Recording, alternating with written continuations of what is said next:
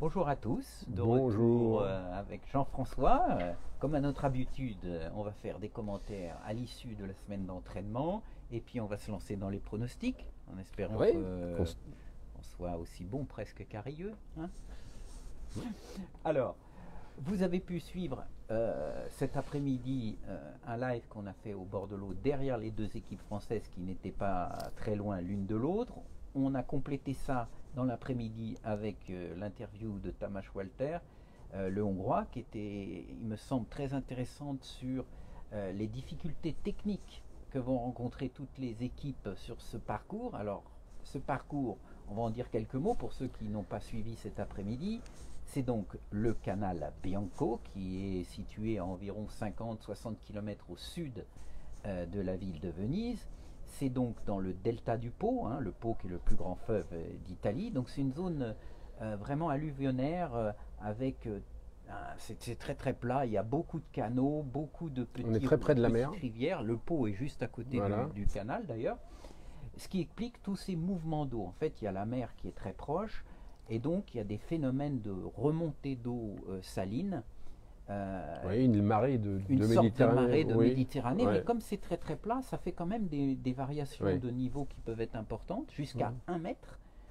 Et puis donc ces phénomènes d'eau saline qui rentrent dans le canal et qui posent des problèmes évidemment aux poissons qui n'aiment pas trop le sel et donc qui ont tendance à bouger en fonction de ces mouvements des marées. Oui, qui remonte un peu Voilà, ce que ce nous canal. expliquait Tamas, c'est que effectivement, quand la marée est assez importante et qu'il y a des remontées de sel importantes, les poissons ont tendance à remonter vers l'amont pour essayer d'échapper à cette zone saline, on va dire. Oui. La marée devrait être moins importante, ce qu'il Voilà. disait pendant l'épreuve, samedi et dimanche.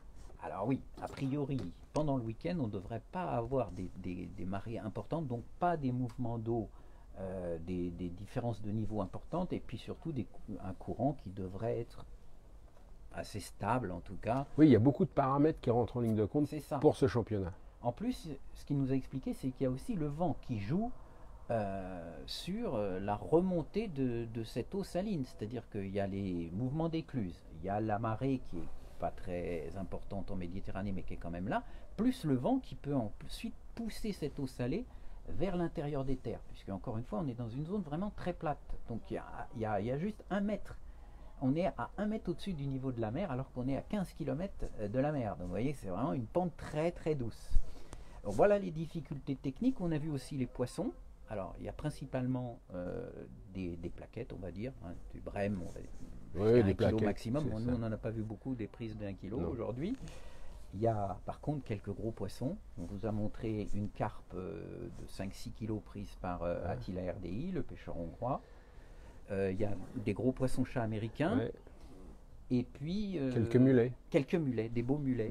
oui, qui se Les, défendent bien. les Allemands ont pris des mulets qui faisaient à peu près 800 grammes 1 kilo, mais il y a encore des plus gros mulets qui, eux, évidemment, seront peut-être moins gênés par le côté salin. A priori, Ouais. ceux-là, ils sont plutôt habitués. Donc, au contraire, est-ce que quand il y a une marée montante Ouais, comme ça, on sait peut-être pas. que ça peut amener plus de mulets. Ouais. Ça, Bon, la majorité des poissons, c'est quand même de ce qu'on a vu, c'est des plaquettes, parce que c'est ce qui est le plus facile à prendre, mais Alors les plaquettes, il y a aussi la distance de pêche qui va être importante. Il y a de savoir la distance, le poids des lignes, etc. Mais la distance de pêche risque déterminante.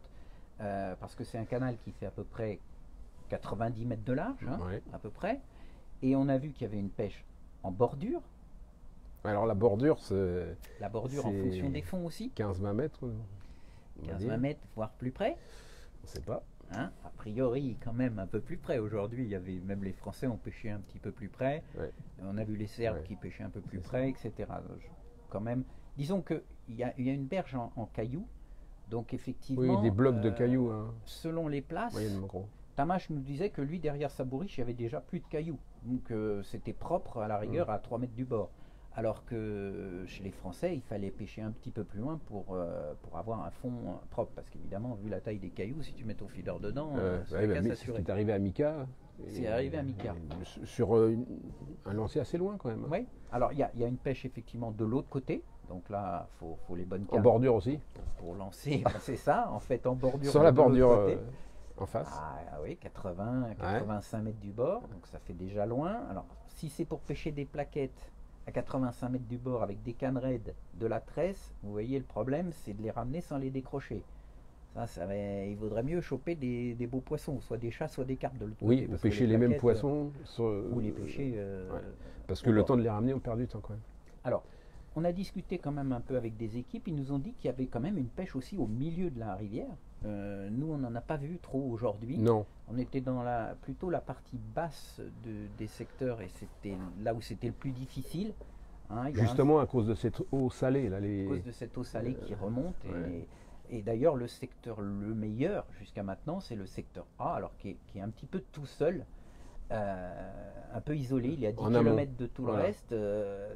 Avec de l'eau moins salée. Avec de l'eau moins salée. Et puis ils sont plus tranquilles, il y a moins de pêcheurs quand même. Il n'y a que 44 pêcheurs là-bas. Forcément, ça joue.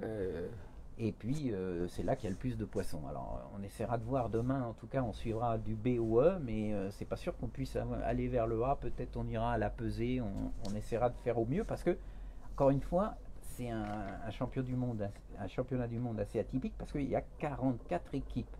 Autant dire que pour avoir une médaille, ça va être très ça veut dire que ces difficile. championnats aussi au feeder, bon, malgré qu'il y ait 2 équipes par pays, mais c'est du succès quand même. Ça parce a du succès. Et il manque l'équipe de Russie, d'Ukraine et Biélorussie.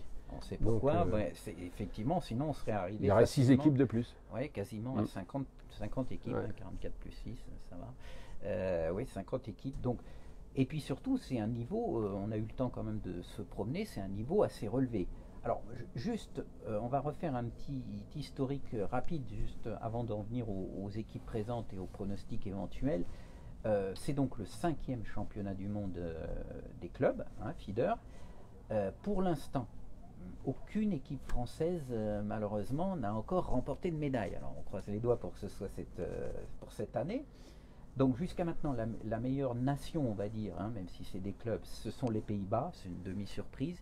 Ils ont quand même gagné déjà 2 titres mondiaux en 4 éditions, donc 50%. Il y a 3 équipes ici. Et là, il y aura 3 équipes et une médaille de bronze.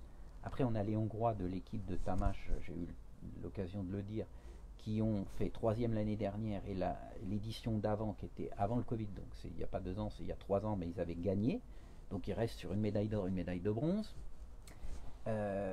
Voilà, donc les 2 nations qui dominent. Alors les Anglais ont eu 2 minutes les Anglais ont eu 2 médailles d'argent.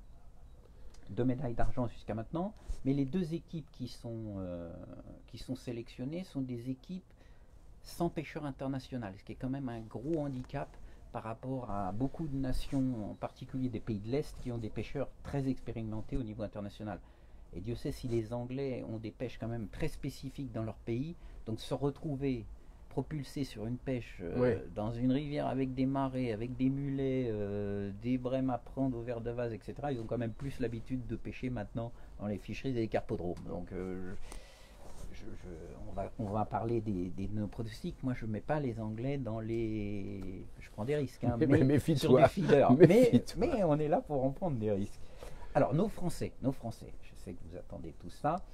Une médaille pour les Français, Jean-Luc, oui, on espère, on espère qu'il y aura une médaille. Bien sûr. Les 2 équipes, pour moi, elles sont à peu près de même niveau. Dans les 2 équipes, il y a un pêcheur international de l'équipe de France, il y a Frédéric Fourmy, et puis dans l'autre, il y a Michael Letcher. Donc, on a 2 pêcheurs de l'équipe de France Feeder, et puis on a des pêcheurs qui ont l'habitude de participer à des championnats du monde. Rodez était là l'année dernière en Bulgarie, donc ils ont l'expérience. La Gaule lanoise, ils étaient en Biélorussie, c'était donc en 2018. Donc ils ont déjà fait des championnats du monde, c'est un gros avantage. Alors, est-ce qu'ils vont réussir? Quelles sont les autres équipes qui pourraient nous empêcher d'avoir des médailles? Il y en a pas mal. Pour moi, il y en a au moins une quinzaine qui vont jouer le titre. Ça veut vous dire, sur 44, autant dire que les pronostics vont être difficiles. Alors, il y a... Le son est trop faible. Il y a les Hongrois, forcément, de l'équipe de Tamash. Il y a les Italiens. Évidemment, on peut pas éliminer les Italiens. Ils sont chez eux, ils sont très avares de renseignements quant aux marées, à l'eau salée. ils se sauvent quand on leur pose la question. Donc on verra à la fin de la première manche. Mais bon, on ne peut pas retirer les Italiens des favoris, Italiens, ils sont en chez plus, eux. c'est deux équipes Tubertini, donc c'est du même club. Il y a Tubertini A, Tubertini B. Ça veut dire qu'ils travaillent ensemble pendant toute la semaine d'entraînement. C'est aussi encore un avantage. Ouais. Et c'est des équipes avec Ferruccio Gaba. Alors c'est la première fois qu'on le voit arriver dans un championnat Ouais. du monde feeder, mais c'est un pêcheur immense au cou, hein, Ouais. X fois champion du monde. Donc voilà, les Italiens, je suis d'accord avec toi qu'il ne faut surtout pas les négliger, même si eux non plus n'ont pas encore ramassé de médailles au championnat du monde des clubs feeders. Alors il y a les Hollandais, 3 équipes, les champions du monde en titre. Ouais. Sur une pêche comme ça, où il y a des brèmes, ils vont être là, c'est sûr. Dans la même acabit, il y a les Belges, dont l'équipe de Walter Lans, le capitaine de l'équipe belge qui a remporté, inutile de le rappeler, le championnat du monde en France, à Rieux. Donc si on commence à compter, on va dire au moins une équipe hongroise, la deuxième est déjà forte. Les 2 équipes italiennes, les 3 équipes néerlandaises, les 2 équipes belges, Ouais. plus toutes les autres équipes dont on ne vous parle pas, que ce soit de Roumanie, Les pays de l'Est. des pays de l'Est, de Bulgarie, etc., qui ont l'habitude de faire des championnats du monde, franchement, et Et les Espagnols, les Espagnols, que tu as négligés dans d'autres éditions. voilà, surtout j'avais dit, il ne faut pas que je Parce vous que parle des Espagnols. Les frères Rodriguez, ils sont toujours là. Et en Et plus, c'est ils ont une équipe avec expérience les aussi frères énorme, hein. Rodriguez, absolument. Donc franchement, là, si on doit se lancer dans un pronostic, Jean-François, je te laisse commencer. Ouais, moi je mettrais les Italiens quand même, hein. Je mettrais les Italiens tout de suite. Alors, premier Italie, Oui, ensuite je mettrais les Hongrois. de Tamache, Oui. et ensuite Et ensuite, alors j'espère que les Français viendront là-dessus. Hein, à force, on va bien finir par. Et puis bon, ils méritent quand même. Enfin, ils méritent comme tous les autres, mais je vois bien qu'ils sont motivés, on tourne un peu autour, quoi. On fait des on est bons pas loin. résultats, mais Ils n'ont pas oui, été loin au dernier c'est pour championnat ça. du monde en Bulgarie. c'est pour ça. Encore une fois, il y a des pêcheurs d'expérience niveau international. Donc, moi, je mettrais quand même une petite pièce sur les Français, mais franchement, je suis d'accord avec toi que les Italiens chez eux, les Hollandais, quoi, 3 équipes. Il y en a forcément une qui va réussir à venir jouer les troubles fêtes, les Hongrois de Tamache évidemment. Alors après, il va y avoir quand même aussi une part de tirage, parce que c'est 44, mais la Fédération internationale met des sous-secteurs. Ça veut dire qu'il va y avoir 2 secteurs dans chaque secteur. Il va falloir aussi voir qui tombe avec qui. S'il y a un sous-secteur où il y a les Français, les Hongrois, les Italiens, les Belges, les Néerlandais, tous dans une sous-secteur, et puis ensuite l'autre sous-secteur peut-être un peu plus faible, ça peut quand même rebattre les cartes. Plus les poissons bonus qui peuvent être pris, une carpe de 5 kilos, ça peut changer un. Aujourd'hui, une carpe comme a pris Attila RDI qu'on vous a montré, c'est la gagne du secteur, hein. Oui, et puis il y a des équipes des pays de l'Est, peut-être comme les Roumains, Ouais. qui des fois ne pêchent pas les petites plaquettes, vont aller pêcher les gros. Je dis les Roumains, mais ça peut être d'autres équipes Les Allemands. aussi. Les Allemands ont qui- gagné Voilà. des championnats du monde sur des pêches de Bien plaquettes. sûr. C'est des très très bons pêcheurs de brème au feeder. Donc si ça se tourne sur une pêche de brème un peu régulière, etc., attention aussi aux Allemands. Donc, C'est- pour résumer, moi j'ai dit Italie-Hongrie France. et la France, j'espère. Et toi? Bah, je serais bien tenté de dire la même chose, Ah non, mais t'as je pas vais le droit pas de copier. dire, Ah j'ai non, pas le j'ai droit de déjà- copier. J'ai pas le droit de copier. Alors, qui Non, je mais dois- bon, Eh ben, à part les je- Italiens. tiens, allez, je vais mettre Hongrie, Devant les Italiens? oui, Hongrie, Hollande, une équipe hollandaise ou une équipe belge et les Français. Ouais. Mais j'en oublie beaucoup là quand même. C'est vraiment très difficile. Là, vous ne pourrez pas nous en vouloir, franchement. Là, 44 équipes, c'est beaucoup. oui, et beaucoup de bonnes équipes. Donc, moi, je sais pas, Bon. mais j'ai regardé Bon. la liste. Regardez la liste. Hein. Moi, j'en ai vu 15 qui peuvent gagner le championnat du monde là sur les 44, dont les 2 équipes françaises. Donc, On affinera notre pronostic demain. c'est ça, et surtout dimanche soir. On va affiner notre pronostic dimanche soir. Voilà. Alors, surtout demain, voilà le programme. à partir de 9h30, on commence nos lives. Donc à 9h30, je prendrai l'antenne pour vous faire un petit débriefing du contrôle des èches et des choses comme ça, pour voir un petit peu. J'essaierai d'espionner pour voir qu'est-ce que chaque équipe a prévu. Et puis on commencera directement par l'amorçage de départ qui dure une dizaine de minutes. On suivra un peu le début de la première manche.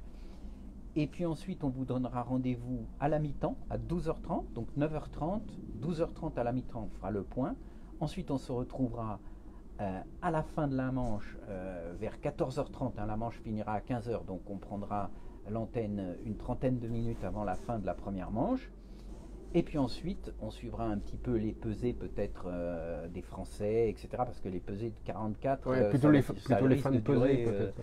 Et puis il peut y avoir des coupures de réseau. Donc on verra pour la pesée. Et puis à 18h30, eh ben, on reviendra analyser les résultats avec vous. Et puis faire nos pronostics pour la deuxième manche. En espérant encore une fois que nos petits Français soient bien classés après cette première manche. Croise les doigts. Voilà. En tout cas, merci à tous d'être si nombreux de nous suivre. Et puis, on vous donne donc rendez-vous demain matin à partir de 9h30. Bonne soirée. Merci à vous.